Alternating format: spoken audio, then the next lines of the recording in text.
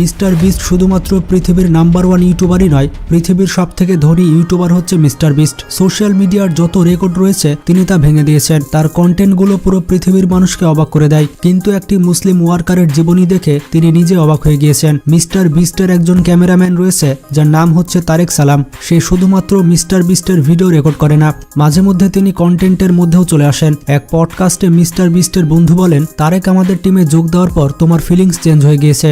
তখন mister beast বলেন, আমার ক্যামেরাম্যান তারেক ইসলাম নিয়ে একটু বেশি সিরিয়াস। আমরা সবাই নেশা করলেও সে নেশা করে না এবং ইসলাম বহির্ভূত কোনো কাজ করে না। মিস্টার বিস্ট আরও বলেন, যখন আমি তাকে দেখি তখন আমার এরকম মনে হয় যে সত্যি ইসলামের মধ্যে এমন বিশেষ কিছু রয়েছে। বিস্টের টিমের একজন মেম্বার বলে, যখন আমরা কাজে সবসময় ব্যস্ত থাকি তখনও তারেক তার নামাজ মিস করে না, সে সবসময় 5 ওয়াক্ত নামাজ পড়ে। তো বুঝতেই পারলেন তারেককে দেখে মিস্টার বিস্ট ইসলাম ধর্মকে অনেক ভালোবেসে ফেলেছে। আসলে প্রত্যেকটি মুসলমানের এমনই হওয়া উচিত।